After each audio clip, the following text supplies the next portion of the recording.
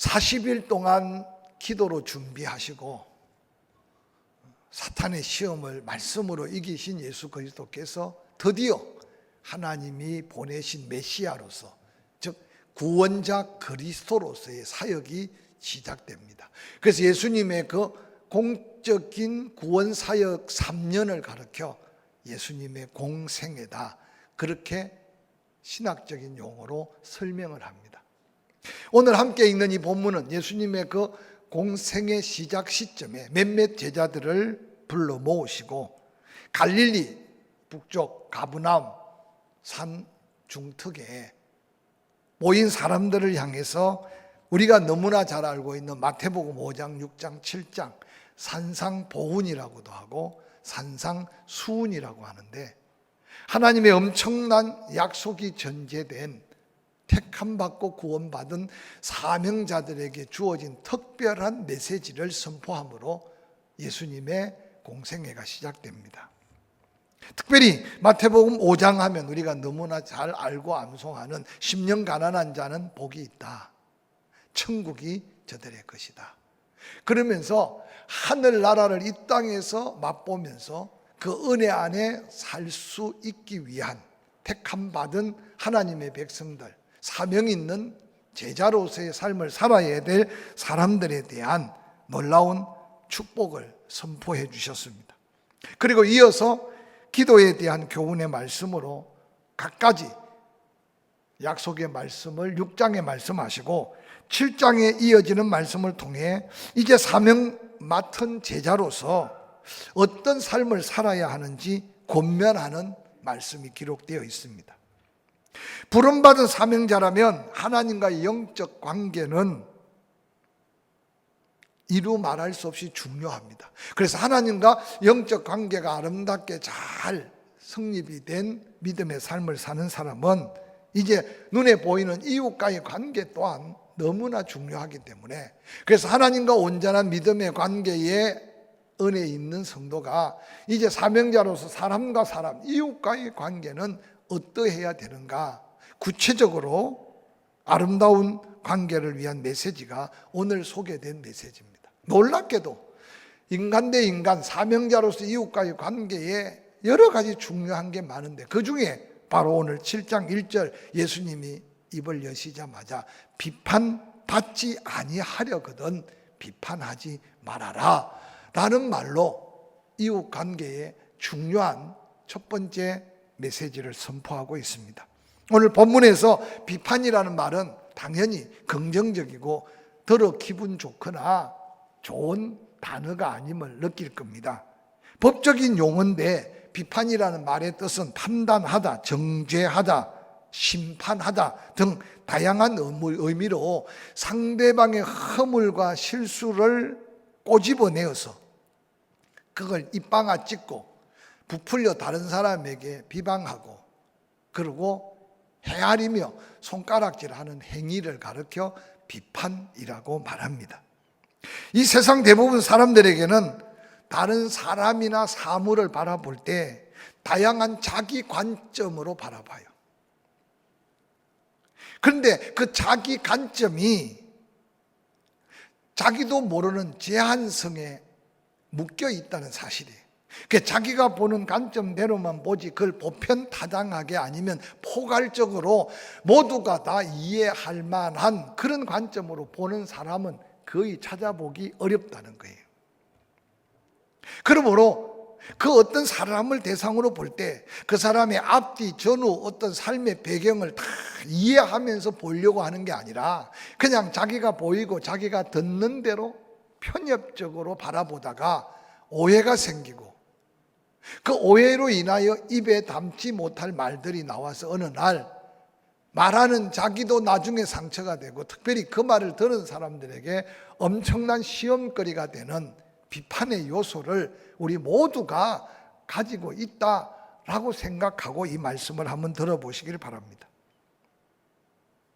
그러므로 자기 생각대로 다른 사람의 실수나 허물을 함부로 판단하다가 상대방이 상처를 입거나 시험에 들게 되는 그 모든 행위를 가르쳐 비판이라는 단어 속에 함축하고 있어요. 그래서 예수님은 말씀하십니다. 네가 그렇게 다른 사람이 잘못 보고 잘못 판단하여 헤아리고 비판하는 비판을 받지 아니하려고 하면 너도 다른 사람에 대하여 그렇게 비판하지 말아라. 단순 명료하게 하나님과 믿음의 관계에 있는 사명자들이 함께 동역하고 함께 주의 일을 섬겨갈 때 오늘 이 7장 1절의 이 말씀이 얼마나 중요한 교훈이 담긴 말씀인가를 한번 생각해 보시기를 바랍니다.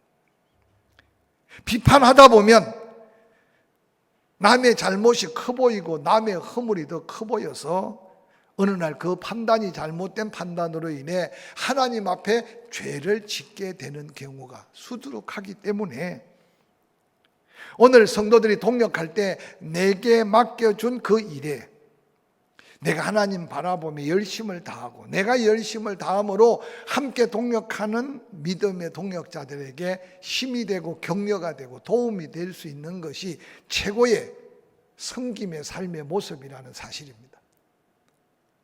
그래서 요즘 일을 해도 전부 다 효율성을 높이기 위해 그 사람의 은사 재능을 따라 분업화가 되고 세분화되어 있습니다. 예를 들어 자동차 한 대를 만드는데 기술이 좋다 그래가지고 처음부터 끝까지 다 한 사람이 하는 게 아니에요. 다 파트 은사대로. 그래서 재미있는 거는 어떤 사람은 자동차가 조립되어서 자기 앞에 오면 자기가 볼트를 잠가야 될 거 한 20개 정도 또르륵 그것만 하고 나면 차가 한 대 지나가고 또 한 대가 오면 또르륵 20개만 넣으면 또 지나가고 그러다 보니까 서로 옆에 사람하고 트러블이 전혀 없어. 그리고 효율성은 더 높아. 우리가 하나님의 일을 그렇게 구분해서 할 수는 없겠지만 오늘 이 말씀을 통해 권면하고자 하는 것은 먼저 내가 내 자신의 일에 충실하고 내 자신의 일에 충실함으로 다른 사람과 함께 아름다운 조화를 이룰 때 가장 아름다운 하나님의 일꾼이 될 수 있다는 이 비판 받지 않기 원하면 비판하지 말라는 말 속에 긍정적인 도전의 말씀입니다. 왜냐하면 하나님께서 기뻐하시는 것은 남을 헤아리고 판단하고 비판하는 것보다 사랑하고 서로 긍휼히 여기며 용서하는 삶의 모습이 더 아름답다고 말씀하기 때문입니다. 야고보서 4장 11절 12절은 이렇게 도전합니다. 함께 읽어볼까요? 시작. 형제들아 서로 비방하지 말라. 형제를 비방하는 자나 형제를 판단하는 자는 곧 율법을 비방하고 율법을 판단하는 것이라. 내가 만일 율법을 판단하면 율법의 준행자가 아니요 재판관이로다. 입법자와 재판관은 오직 한 분이시니 능히 구원하시기도 하시며 멸하기도 하시느니라. 너는 누구이기에 이웃을 판단하느냐? 라고 묻고 있어요. 아주 간단 명료하게 하나님이 말씀하여 지키라고 하는 걸 내가 그 말씀대로 지키면 그것이 은혜고 그것이 복이지, 나는 지키는데 다른 사람 못 지킨다고 해서 왜 못 지키냐고 판단하고 비방하고 헤아리면 네가 율법의 준행자가 아니고 도리어 율법을 다스리고 판단하는 재판관이 되는데 네가 한 가지 모른다. 이 땅의 유일한 재판관은 하나님 한 분밖에 없다. 할렐루야. 그러므로 그 재판관이신 하나님이 구원하기도 하고 멸하시기도 한다. 여러분 이 야고보서의 행동적 믿음의 원칙을 여러분 삶에 꼭 기억하시기 바랍니다. 근데 일꾼은요 손이 바쁘고 일꾼은 이마에 땀이 나요. 근데 말꾼은 손은 게으르고 이마에 땀은커녕 속이 썰렁해서 다른 사람 허물과 실수만 눈에 보여요. 제가 부흥회를 가면 꼭 이 간증을 해요. 포항에서 있을 간증이 아니니까 부담 없이 들어보세요. 코로나 때문에 이제는 김장도 못 해 먹지만 그래서 저는 그 사건 이후에 긴장을 합니다. 여러분은 김장을 한다 그러면 제가 긴장을 해요. 경상도 사투리로 김장인지 김장인지 뭐 그 말이 그 말 같지만 왜냐? 이게 뭐 특별히 힘든 일을 할 때 꼭 그 가운데 시험거리가 생겨. 저기 충청도에서 목회할 때 그 교육관 넓은 곳에 김장을 한다고 모였는데 제 사무실이 바로 2층에 있었어요. 근데 갑자기 뭐 시끌벅적 재미있게 김장을 하다가 썰렁한 된소리가 나와서 내려봤더니 다 배추 다듬고 절여놓고 이제 마지막 양념을 버무려고 하는 판에 큰 다라에다가 고춧가루를 쏟아놓고 양념 범벅하는 거 있잖아요. 그걸 하는데 어떤 권사님이 멸치 젓갈통에 멸치 젓갈을 푹 덜어가 덤뿍 부어놨어. 그러고는 막 섞으려고 하는데 목소리 큰 또 가방 그 가방에 주방에 좀 백방 같은 권사가 오더니 갑자기 소리를 높여갖고 세상에 누가 요즘 멸치 젓갈로 김치를 담느냐고 냄새 나게 막 그러고 난리가 났어요. 그래서 소리가 하도 된소리 나서 가봤더니 일하는 사람 그동안 절인다고 수고하고 물 씻어 놓고 이제 양념하려고 하다가 멍 쪄가지고 나중은 그 권사 하나 때문에 목사가 가서요 큰 소리 치는 그 권사 펜도 못 들고 지금 멸치 액젓 잔뜩 부어놓고 어쩔 줄 모르는 그 권사 펜도 못 들고 순간 기도가 되더라니까. 그랬더니 하나님이 제게 지혜를 주시더라고요. 아이고 이 양 쏟아 부은 거 올해는 멸치 젓갈로 김장을 하고 내년에는 새우 젓갈로 김장을 하세요. 저는 속으로 제가 바닷가에 생겨서 멸치 젓갈로 담는 김치가 훨씬 맛있는데 그 말 하면 또 시험 드니까 그러고는 잘 다독거려가지고 김장이 끝났어요. 그 다음에 김장한다 그래서 제가 긴장하고 기도하고 기웃기웃 해봤더니 새우 젓갈로 하기는 그냥 그 해도 또 멸치 젓갈로 김장하고 그 다음에도 멸치 젓갈로 김장하고 무슨 말씀이냐 하면요, 내가 하면 그게 옳은 거고 다른 사람이 하면 조금 마음에 안 들 때 조심해야 돼. 조심해야 돼. 성도들에게 이 귀한 지침은요, 때도 나도 모르게 내가 하나님 대신 판단하고 내가 하나님 대신 심판하는 자리까지 설 수 있는 어리석은 교만에 빠질 수 있음을 유의하라고 경고하는 말씀이에요. 뿐만 아니라 특별히 영적으로 실수하기 쉬운 문제를 사도 바울은 로마서 14장 3절 4절에 이렇게 경고해요. 먹는 자는 먹지 않는 자를 업심 여기지 말고 먹지 않는 자는 먹는 자를 비판하지 말아라. 이는 하나님이 그를 받으셨습니다. 남의 하인을 비판하는 너는 누구냐? 그가 서 있는 것이나 넘어지는 것이 자기 주인에게 있음에 그가 세움을 받으리니 이는 그를 세우시는 권능이 주께 있습니다. 이 말은 무슨 말이냐 하면 사도 바울 시대의 초대교회 그 시절에는요, 시장에 고기를 파는데 대부분 고기들이 우상에게 제사를 지낸 고기를 시장에서 이렇게 판매를 해요. 그러니까 어떻게 성령 받고 은혜 충만한 사람들은 요즘처럼 뭐 다이어트나 건강을 위해서 채식주의가 아니고 자기 믿음의 양심 때문에 내가 혹시 먹는 고기가 우상에게 제물로 드린 건지 안 드리는 건지 확인이 안 되니까 나는 아예 고기를 안 먹어. 그래서 그 고기 안 먹는 게 엄청 자기에게 믿음이고 거룩하게 보여. 그런데 어느 날 이웃집에 갔더니 세상에 믿음이 좋다는데 그 고기를 날름날름 먹는데 고기 안 먹는 이 사람이 보니까 시험거리가 생겨서 그러니까 사도 바울에게 무엇이 옳으냐고 물었던 것 같아. 그래서 바울이 글을 쓴 거예요. 따라합시다. 먹지 않는 사람은 먹지 않는 것으로 자기 믿음을 갖고 먹는 사람은 먹는 대로 담대한 믿음을 가져라. 그 대신 먹는 사람이 안 먹는 사람 보고 뭘 그런 믿음 가졌냐고 비판하지 말라는 거야. 안 먹는 사람은 또 먹는 사람 보고 그런 걸 먹느냐고 판단하지 말라는 거야. 이게 교회 안에 심각한 문제가 되니까 사도 바울이 로마서 14장 3절 4절에 분명하게 기록하고 있어요. 오늘 우리가 먹는 고기는 우상의 제물로 드린 고기 하나도 없어. 그러니까 고기 가지고는 말할 건 없지만 예배를 어떻게 드리느냐 내가 다른 사람한테 판단하고 비판할 거 없어요. 아멘 좀 해요. 아멘 좀 해요. 영상 보면서도 아멘 좀 하세요.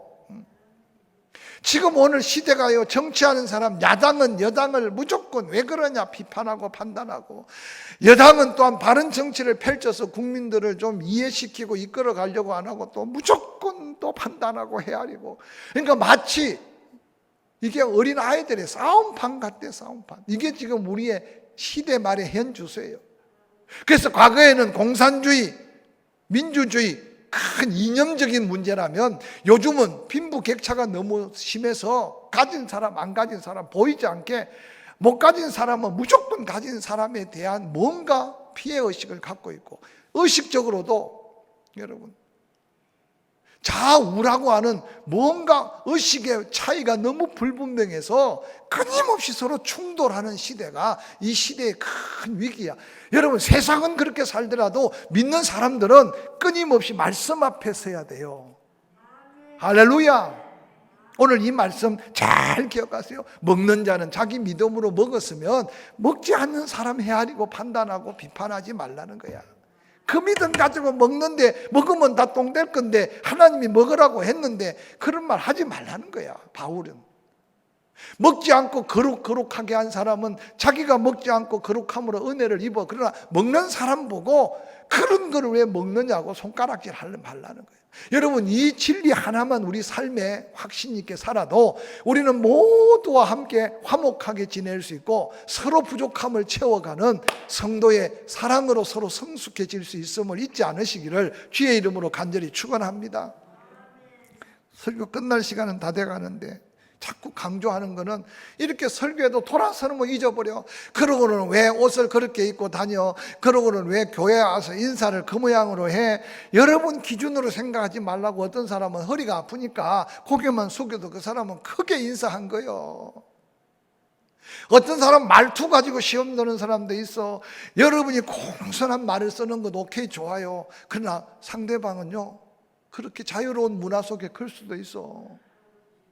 우리 집은요, 쓸데없는데 엄숙한지 모르겠지만 한 칸 위로는요 하늘같이 우러러 보게 만들어 놔가지고 3살 터울로 어떻게 그렇게 탁딱 맞추어서 나왔는지 모르겠어요.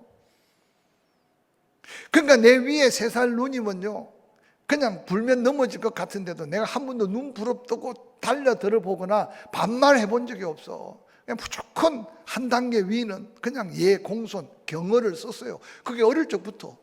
우리 친구들이 우리 집에 와보고는 놀랍니다. 배달은 누님이냐고. 어떻게 형제간에 그렇게 말을 그렇게 경어를 쓰냐고. 근데 내가 딴 집에 가보면 또 그냥 엉망진창이야.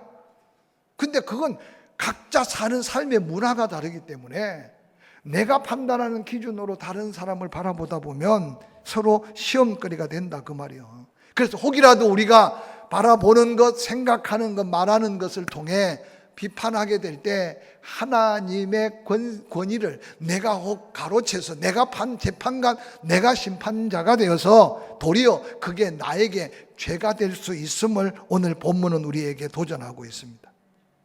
오늘 교회도 안팎, 뜬소문, 헛소문, 소문 사냥하는 사람도 있다 그래요. 특별히 여러분, 세상은 다 합니다. 요즘 SNS에. 그래서 지금 난리입니다, 난리. 거짓말의 난리, 헛소문의 난리, 가짜 뉴스의 난리. 바울은 고린도후서 5장 14절부터 이렇게 말합니다. 그리스도의 사랑이 우리를 강권하시는도다. 우리가 생각하건대 한 사람이 모든 사람을 대신하여 죽었은즉 모든 사람이 죽은 것이라. 그가 모든 사람을 대신하여 죽으심은 살아있는 자들로 하여금 다시는 그들 자신을 위하여 살지 않고 오직 그들을 대신하여 죽었다가 다시 살아나신 이를 위하여 살게 하려 함이라. 그러므로 우리가 이제부터는 어떤 사람도 육신을 따라 알지 아니하노라. 비록 우리가 그리스도도 육신을 따라 알았으나 이제부터는 그같이 알지 아니하노라. 그런즉 누구든지 그리스도 안에 있으면 새로운 피조물이라. 이전 것은 지나갔으니 보라 새 것이 되었도다. 모든 것이 하나님께로서 났음에 그가 그리스도로 말미암아 우리를 자기와 화목하게 하시고 또 우리에게 화목하게 하는 직분을 주셨으니 곧 하나님께서 그리스도 안에서 계시사 세상을 자기와 화목하게 하시며 그들의 죄를 그들에게 돌리지 아니하시고 화목하게 하는 말씀을 우리에게 화목하게 하는 말씀을 우리에게 계속 지금 레코더가 안 돌아가요. 화목하게 하는 말씀을 우리에게 부탁하셨다. 믿으시면 아멘. 좀 긴 말씀을 읽은 이유는 이 말씀으로 그냥 설명을 대신하려고. 예수님이 우리의 하나님과 우리를 화목하게 하려고 오셨어. 우리에게 그 화목케 하심의 은혜로 우리가 또한 다른 사람과 화목케 하는 직책을 주셨어. 그래서 크리스찬, 예수 믿는 성도라고 하면 싸움하는 집에 가면 싸움을 말리고 아멘 좀 해요. 시험 던 집에 가면 시험에서 풀어나고 할렐루야. 이 삐뚤삐뚤하는 집에 가면 성질이 주저앉고. 근데 어떤 사람은 은사가 싸우게 하는 은사가 있어. 말을 더 보태고 없는 말 더 붙여서 불난 집에 부채질한다고. 그래서 나중에 가보면, 신방을 가보면 속이 다 새카맣게 타고 난 다음에 가만히 생각하니까 내가 왜 이랬지? 서로 후에 부끄러워서 이제 도리어 말도 못해. 이게 얼마나 여러분. 그러면 그 가운데 화목게 하는 곳에는 성령의 역사가 있고, 다투고 시험에 들게 하는 것은 사탄의 역사가 있음을 성경은 말씀하고 있어요. 오늘부터 화목케 하는 직책을 우리에게 주시고, 할렐루야, 할렐루야, 행복하게 화목하게 하는 말씀을 우리에게 부탁했다. 그러므로 오늘 마태복음 7장 2절의 본문에 예수님은 너희가 비판하는 그 비판으로 너희가 비판을 받을 것이요 너희가 헤아리는 그 헤아림으로 너희가 헤아림을 받을 것이니라. 여러분은 또 하루 살고 또 한 주 지나고 막 그러다가 우리 교인들은 덜하지만 이 교회 마음 안 들면 아파트 더 뒷문에 있던 그 교회 가고 뭐 그러니까 그냥 그렇게 살겠지만, 제가 지금 포항 온 지 지금 횟수가 벌써 19년 차 아닙니까? 다 뒤돌아보면요, 딸 앞에서 심는 대로 거두고, 심는 대로 거두고, 비판하는 대로 비판받고, 헤아리는 대로 헤아림 받고, 혹이라도 이런 과거의 기억이 남으면 이 말씀 앞에 더 확신 갖고 좀 철저하게 은혜로 사는 저와 여러분이 될 수 있기를 주의 이름으로 간절히 축원합니다. 왜 비판하지 말려고 하느냐? 남을 정확하게 판단할 수 있는 능력이 우리에게 없어요.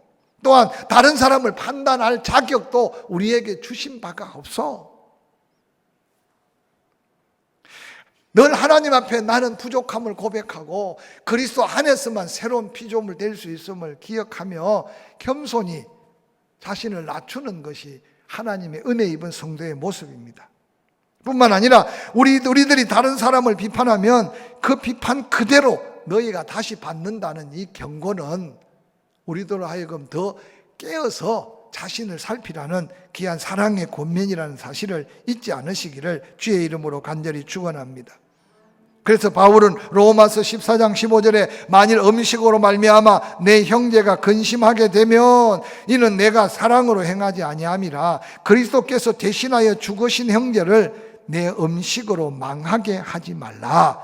그러므로 너희의 선한 것이 비방을 받지 않게 하라. 하나님의 나라는 먹는 것과 마시는 것이 아니요 오직 성령 안에서 의와 평강과 화목이라. 이로써 그리스도를 섬기는 자는 하나님을 기쁘시게 하며 사람에게도 칭찬을 받느니라.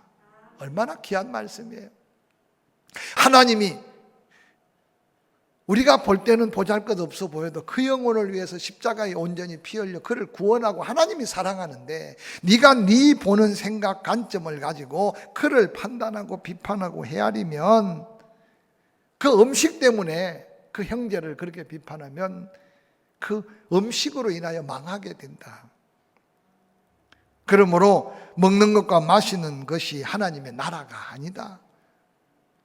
아이고 목사님 그러면 술 먹고, 아이고 목사님 그러면 담배 피고, 성경에 술에 대해서 권면은 있지만 술 먹는다고 지옥 간다는 말은 없고, 담배 피는다고 지옥 간다는 말은 없어. 하나님의 덕을 세우고 영광을 세우는데 부족해. 그럼 아이들 키울 때 태어나자마자 오줌 가리고 지가 알아서 밥 처먹는 애가 있으면 그런 애가 아니요. 그래서 사도 바울은 영적인 어린아이가 있고, 중요한 건 영적인 어린아이가 문제가 아니고 장성해서 영적으로 어른이 돼야 되는데, 아직도 기저귀 차야 되고 아직도 우유병을 줘야 먹는 그 영적 어른아이가 더, 그래서 여러분 상담하게 어른아이가 있어요. 어른아이, 철들지 않은 어른아이. 사도 바울은 고린도전서 4장 4절 5절에 내가 자책할 아무것도 깨닫지 못하나 이로 말미암아 의롭다 함을 얻지 못하느니라. 다만 나를 심판하시는 이는 주님이시다. 그러므로 때가 이르기 전 주께서 오시기까지 아무것도 판단하지 말라. 그가 어두움에 감추인 것들을 드러내고 마음의 뜻을 나타내시리니 그때 각 사람에게 하나님으로부터 칭찬이 있으리라. 간단하게 말하면 나도 자책할 걸 아무것도 깨닫지 못한다고 해서 내가 스스로 나는 거룩하다, 나는 의롭다, 나는 책만 받을 일이 없다 한다고 해서 그것이 의가 되지 못한다는 거예요. 오늘 여러분 율법주의적 신앙은 뭐냐? 내가 주일 성수 잘하고 바리새파들이 그랬어요. 내가 11조 드리고 내가 교회 봉사하는 데 앞장서고 그러니 내가 볼 때 예배 게을리하고 봉사 안 하고 판단하고 헤아릴 수 있다고 생각하지 말라는 거야. 그게 의가 되는 게 아니라는 거야. 얼마나 귀중한 말씀인지 몰라요. 저도 처음에 목회할 때요, 성도들 사랑한다고 목사가 주일이 빠질 날이 있습니까? 목사가 11조 도덕질 할 물이 있습니까? 목사가 수요일 날 저녁 예배 이유 없이 빠질 일. 목사는 예배가 아무리 강조해도 성도들 그래서 예배 지나치게 강조하고 그럴 때도 있었는데 생각해 보니까 그게 아닌 걸 느꼈어요. 그게 의가 아니에요. 내가 예배 안 빠지는 게 의가 아니고 내가 새벽에 하루도 안 빠지고 기도하는 게 의가 아니라는 거예요. 사도 바울이. 하나님이 결국 마지막 내가 한 건 상급 주실 거고 심판하실 분은 오직 주님이시다. 할렐루야. 그러나 내가 그렇게 주를 위해 헌신하고 희생한 것 그때 반드시 하나님으로부터 칭찬과 상급이 있을 거다. 그렇게 말씀하셨어요. 여러분은 상급을 쌓아가는 사람이 될지언정 내가 뭔가 남다르게 한다고 해서 다른 사람을 판단하고 비판해서 하나님 앞에 범죄하는 어리석음에 빠지지 않기를 주의 이름으로 간절히 축원합니다. 그래서 오늘 결론적으로 예수님이 뭐라고 말하느냐? 어찌하여 형제의 눈 속에 있는 티를 보고 내 눈 속에 있는 덜보는 깨닫지 못하느냐? 보라, 내 눈 속에 덜보가 있는데 어찌하여 형제에게 말하기를 나로 내 눈 속에 있는 티를 빼게 하라 하겠느냐? 예수님이 책망합니다. 외식하는 자여, 먼저 네 눈 속에 있는 덜보를 빼내봐라. 눈 속에 볼빙이를 빼내봐라. 얼마나 아프고 고통스럽겠냐. 그래서 피눈물을 흘려봐라. 그러고 난 다음에 형제의 눈 속에 있는 티를 보면 달게 보일 거다. 네 눈 속에 덜보를 빼면서 그 아픔과 고통을 느꼈으면 형제의 눈 속에 티를 뺄 수 있다. 조심스럽게, 아주 조심스럽게. 그런데 오늘 자기 눈 속에 덜보가 있는 것도 보이지 않고 눈도 침침하게 보이지 않고 자기 삶도 푼수같이 살면서 다른 사람 지적하고 다른 사람 손가락질하는 어리석음에 빠지지 말라는 이 결론적 권면의 도전은 우리의 삶에 얼마나, 그래서 내 눈 속에 덜보를 빼봐라. 그래서 여러분요, 형제의 허물이 보이거들랑 내 허물을 찾고 그걸 가지고 피눈물을 흘리듯 덜보를 빼내고 그리고 밝히 보고 난 다음 그 은혜 안에서 형제를 위해 중보하고 기도하고 사랑으로 권면하고, 그러므로 천국 가족이 아름다운 하나님의 은혜로 가득 차는 저와 여러분의 삶이 될 수 있기를 주의 이름으로 간절히 축원합니다.